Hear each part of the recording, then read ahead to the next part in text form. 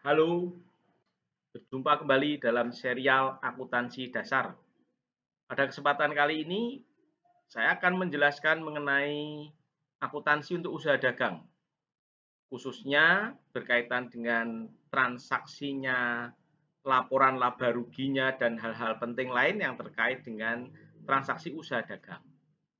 Nah, untuk itu pada awal ini saya minta untuk berkhayal ya, bagaimana seandainya Anda menjual sembako di rumah. Atau Anda mempunyai, toko semacam Indomaret, Alfamart. Anda bayangkan itu, karena itu adalah contoh dari usaha dagang. Yang membedakan usaha dagang dengan usaha jasa adalah usaha dagang itu menjual barang. Tentunya kalau usaha jasa menjual pemikiran, menjual tenaga, tidak ada barang ya. Usaha dagang itu menjual barang tanpa mengubah bentuk yang signifikan. Jadi misalnya saya menjual gula, saya beli dari pabrik gula dalam bentuk kuintal, dalam bentuk karung besar 1 kuintal, kemudian saya packing dari 1 kilo dengan plastik yang ada tulisannya nama saya, gula siapa, begitu, gula dalam merek siapa, itu termasuk dalam usaha dagang. Saya tidak mengubah bentuk ya, tapi saya hanya mengemas ulang. Nah, itu adalah usaha dagang. Untuk lebih jelasnya bagaimana karakter usaha dagang dan bagaimana transaksi-transaksi yang ada, mari kita lihat dalam slide-slide berikut ini. Oke, ini ya transaksi untuk usaha dagang, akuntansi untuk perusahaan dagang. Eh, jadi kita lihat ya, kalau usaha dagang itu ada prosesnya dimulai dari membeli barang dagangan dulu. Jadi dia membeli barang dagangan. Membeli barang dagangan itu kalau orang bahasa Jawa namanya kulaan, kulakan. Tapi sekarang menjadi bahasa Indonesia tuh saya lihat sudah ada toko-toko apa pusat-pusat perkulakan. Nah, jadi kata kulaan itu sudah menjadi bahasa Indonesia ya. Pusat perkulakan. Nah, itu berarti dia adalah pusat distributor-distributor untuk barang-barang dagangan.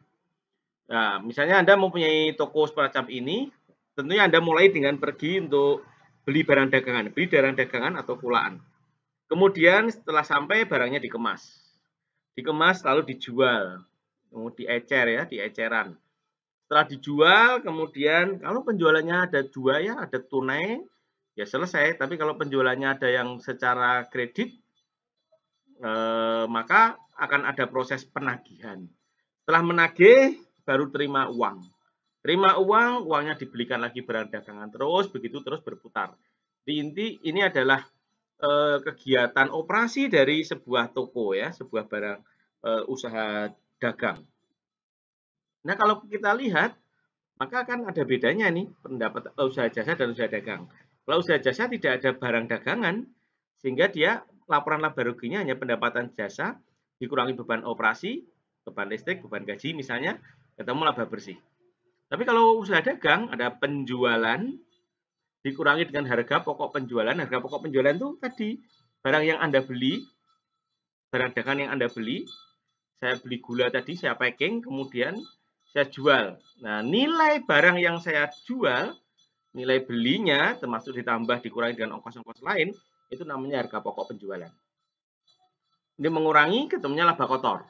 Nah, baru setelah itu dikurangi dengan beban operasi, sama dengan usaha jasa ya, beban listrik, beban gaji, penyusutan, maka akan ketemu laba operasi. Jadi ada satu lebih yaitu harga pokok penjualan. Oke, sekarang kita lihat lagi lebih detail lagi ya, karena penjualan dan harga pokok penjualan itu tidak sesingkat ini. Ada kisah yang cukup panjang. Nih, kita mulai dari transaksi penjualan dan pembelian barang dagangan. Ini transaksi penjualan. Saya mulai dari transaksi penjualan. Tadi ada penjualan, pendapatan penjualan, tapi sebenarnya dia lebih lebih panjang kisahnya. Pertama, misalnya saya menjual barang dagangan, baik secara tunai maupun secara kredit. Ya, ini menjual barang dagangan. Jadi penjualan itu adalah menjual barang dagangan, bisa secara tunai, bisa secara kredit. Nah, ketika Anda menjual barang dagangan, Kalau Anda masuk ke department store, itu biasanya ada diskon. Ada tempelan, kalau Anda beli baju, ada tempelan di baju itu diskon 20%, diskon 50%, bahkan ada yang diskon 20 ditambah 50, jadi 70%. Tapi tentunya itu kalau Anda membeli secara tunai ya. Kalau membeli tunai, Anda boleh dapat potongan atau dapat diskon 20%. Jadi ini ada apa? Sedikit kebingungan biasanya dengan istilah potongan atau istilah diskon. Kalau yang tertulis di barang dagangan biasanya tulisannya diskon. Tapi kalau yang model yang saya ceritakan tadi ini sebenarnya namanya adalah potongan penjualan. Atau kalau kita lihat bahasa Inggrisnya sales allowance. Sales allowance, potongan harga. Ini potongan harga yang dilakukan pada sistem penjualan tunai.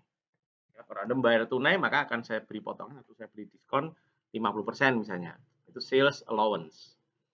Kemudian juga ada transaksi yang namanya retur. Retur itu pengembalian barang rusak atau tidak sesuai pesanan. Misalnya saya pesan kaos ukurannya L, dikirimi ukurannya XXXL. Waduh, terlalu besar, tidak sesuai dengan spesifikasi. Saya tunjukkan kepada penjualnya, ini loh pesanan saya kan jelas L, kenapa Anda belikan XXL? Maka dia akan mengembalikan itu, kemudian dia akan mengganti dengan ongkos sesuai dengan pesanan saya. Itu namanya retur penjualan kalau dari sisi penjual. Kalau dari sisi pembeli ya retur pembelian. Nah, kemudian ada yang namanya sales diskon. Nah, ini mirip kan ya. Tapi kalau sales diskon atau diskon penjualan itu diskon dalam penjualan kredit. Jadi bukan dalam penjualan tunai ya. Biasanya tidak ditulis di situ, tidak ditulis di barangnya. Tapi ini dikatakan atau negosiasi antara pedagang dan pembeli. Jadi misalnya saya membeli barang secara kredit, nanti saya bayar ya 1 bulan lagi atau saya bayar 2 bulan lagi, misalnya dia sudah pelanggan baik. Nah, nanti dia akan memberi syarat, Pak, kalau Anda cepat membayar, saya akan potong kamu. Misalnya, kalau kamu membayar kurang dari 10 hari, saya akan kasih Anda diskon 2%. Nah, itu istilah diskon itu di situ ya. Jadi diskon penjualan dalam penjualan kredit. Bagi penjual namanya diskon penjualan, sales diskon, bagi pembeli namanya purchase discount. Oke. Nah, kalau misalnya ini laporan laba rugi perusahaan dagang, ini yang agak lengkap. Penjualan bersih dikurangi dengan harga pokok penjualan, ketemunya laba kotor 6.000, 6 juta. Kemudian beban-beban totalnya adalah 3.450 dikurangi ketemu laba operasi 2.550. Nah, sebenarnya penjualan bersih di sini 10 juta itu asalnya dari sini. Nah, kalau kita sudah belajar transaksinya tadi ya, penjualan bersih itu dari satu penjualan kotor 12 juta, kemudian dikurangi dengan ini potongan dan retur penjualan, ini return and sales return and allowance ya. Nah, jadi ini dengan apa potongan harga itu 1.100.000 dengan diskon penjualan karena penjualan kredit 900 ketemunya 2 juta. Sehingga ini penjualan bersihnya 10 juta. Jadi di balik penjualan bersih 10 juta sebenarnya ada sedikit kisah panjang di sini. Oke, sekarang kita akan lihat dulu dari sisi pembeli ya, membeli barang dagangan. Pembelian itu apa? Pembelian itu adalah membeli barang dagangan untuk dijual lagi tanpa mengubah bentuk secara signifikan. Jadi ini proses namanya pembelian atau ulaan ya. Tapi kalau membeli barang kemudian diubah itu namanya perusahaan manufaktur bukan perusahaan dagang. Nah, saya pakai istilah yang sama ya. Kalau di penjualan tadi ada potongan penjualan, sekarang juga ada potongan pembelian, diskon pembelian atau ya namanya purchase allowance, berarti potongan harga pada kondisi penjualan tunai atau pembelian tunai biasanya, atau karena jumlahnya banyak, jadi dilakukan di depan. Kemudian ada ongkos angkut pembelian. Nah, kalau beli barang kan butuh dikirim. Nah, dikirim itu ongkosnya ditanggung siapa? Kalau ditanggung pembeli, maka akan ada transportation in, transport pembelian. Ya, yang ini ditanggung oleh pembeli. Terus di sana ada retur penjualan kalau di sisi sales. Maka di sisi pembeli juga ada retur pembelian. Retur pembelian, kemudian di sini juga ada diskon pembelian. Diskon pembelian, purchase diskon yang dimaksud dalam istilah saya ini adalah ketika ada pembelian secara kredit. Jadi sama ya, tinggal dibalik. Jadi sebenarnya intinya Anda harus paham Kalau ada transaksi ini, ada transaksi ongkos pembeli angkut, kalau ada transaksi retur, kalau ada transaksi purchase discount. Ini harus bisa kita pahami untuk kita catat. Nah, harga pokok penjualan yang singkat itu sebenarnya rumusnya panjang sekali. Rumusnya seperti ini. Jadi diawali dengan barang dagangan awal, misalnya saya menjual sembako, beras, misalnya saya sudah punya beras. Jadi sebelum saya membeli beras untuk saya jual lagi, atau saya kulaan beras, saya sudah punya beras di gudang Rp250.000. Kemudian saya melakukan pembelian 6 juta selama satu periode, katakanlah 1 bulan 6 juta. Selama itu juga ada retur, mungkin berasnya rusak saya kembalikan. Kemudian juga ada potongan pembelian 350.000 totalnya. Kemudian ada diskon pembelian. Diskon pembelian itu ketika saya membeli beras itu secara kredit, saya bayarnya tepat waktu, maka saya akan dapat potongan-potongan. Saya dapat diskon 400.000. Ini mengurangi ya, semua ini mengurangi 750.000 mengurangi pembelian, sehingga ini menjadi pembelian bersih 5.250.000. Ditambah kalau ada ongkos transport yang saya tanggung, yang pembeli tanggung, namanya transport pembelian. Ya, ditambah. Jadi transport pembelian itu menambah nilai pembelian bersih 200.000, maka ketemunya harga pokok barang yang dibeli 5.450.000. Ini ditambah perjalanan awal, ditambah harga pokok barang yang dibeli, ketemunya barang yang siap dijual atau tersedia dijual 5.700.000. Nah, dikurangi dengan persediaan barang dagangan akhir, ketemunya nanti harga pokok penjualan. Nah, saya akan menjelaskan sedikit tentang ini, persediaan barang dagangan akhir. Itu gimana ya persediaan barang dagangan akhir? Persediaan barang dagangan akhir itu hasil dari kegiatan yang namanya stok opnam. Kalau Anda lihat ya di beberapa toko-toko besar, katakanlah di Superindo, di Indomaret, di Alfamart, setiap akhir minggu, setiap hari Sabtu itu, hari Minggu, pasti dilakukan stok opnam. Jadi ada petugas yang menghitung barang-barang yang ada di gudang maupun yang ada di rak display. Dia hitung barang dagangan itu, dia dihitung manual gitu ya, dilihat, dicek lagi. Nah, itu sebenarnya dia kegiatan stok opnam namanya. Untuk menentukan berapa barang dagangan yang belum terjual pada hari itu. Jadi stok opnam itu harus selesai dalam 1 hari. Pada hari itu. Sehingga kita bisa menentukan persediaan akhir yang masih ada. Nah, kegiatan rutin ini dilakukan akhir periode. Baik itu bisa harian, bisa mingguan, bisa 3 hari sekali, 2 hari sekali, bisa 7 hari sekali, bisa bulanan. Itu kegiatan stok opnam di sebuah toko. Oke, sekarang laporan laba ruginya. Ada 2 macam laporan laba rugi, bentuk langsung dan bentuk tidak langsung. Kalau bentuk langsung itu ya gampang. Bentuk langsung itu contohnya begini, misalnya ya penjualan bersih berapa, penjualan pendapatan sewa berapa. Jadi pendapatan digolongkan sendiri. Misalnya dia punya toko, tapi di tokonya itu juga ada ruang yang bisa disewakan untuk orang berjualan. Misalnya Anda lihat di Indomaret ya, di Indomaret itu kan di depan halamannya itu kan sering disewakan untuk penjahit, untuk orang jual es jus, untuk jual donat, untuk jual burger. Nah, itu dia membayar kepada yang punya Indomaret. Itu namanya pendapatan sewa ya. Nah, dijadikan satu seluruh pendapatan, kemudian seluruh beban juga dijadikan satu. Harga pokok penjualan itu termasuk beban ya, karena beban dari pembelian.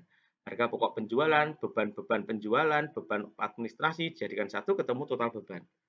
Kemudian dikurangkan, ketemunya laba bersih. Tapi juga bisa laporan laba rugi bentuknya bentuk multiple step atau bentuk bertahap. Nah, ini yang sering digunakan oleh manajemen untuk mengambil keputusan itu sebenarnya bentuk ini multiple step. Ini misalnya saja contoh yang sama, kita harus menjelaskan dulu atau menjabarkan penjualan bersih dulu. Ya, misalnya ini ya, pendapatan dari penjualan sekian dikurangi dengan seluruh retur, diskon, maka ketemunya penjualan bersih 708.255. Kurangi harga pokok penjualan, ketemunya laba kotor. Nah, terus bebannya dibagi menjadi beban penjualan, beban administrasi, ketemunya beban operasi. Terus ketemu baru ini laba operasi. Baru laba operasi, belum laba bersih. Masih ada pendapatan dan beban sewa lain. Ini pendapatan sewa, mungkin ada beban bunga, ketemunya laba bersih. Jadi bentuknya adalah multiple step bertahap. Nah, sebenarnya yang multiple step ini masih belum selesai. masih bisa dijabarkan lagi. Ini lihat di harga pokok penjualannya kan bisa dijabarkan sebenarnya. Ini kan masih singkat. Jabarkan di contoh saya tadi yang ini. Nah, coba tadi saya memberi contoh yang ini. Nah, ini contoh harga pokok penjualan. Penjabarannya. Oke. Ya, itu saudara-saudara ciri-ciri transaksi usaha dagang ya, ciri-ciri kegiatan usaha dagang. Memang saya belum menyentuh ke bagaimana transaksi dan pencatatannya, tapi setidaknya Anda paham mengenai kegiatan operasi di usaha dagang dan sekilas mengenai laporan laba ruginya yang membedakan dengan laporan laba rugi dengan perusahaan jasa. Selamat belajar.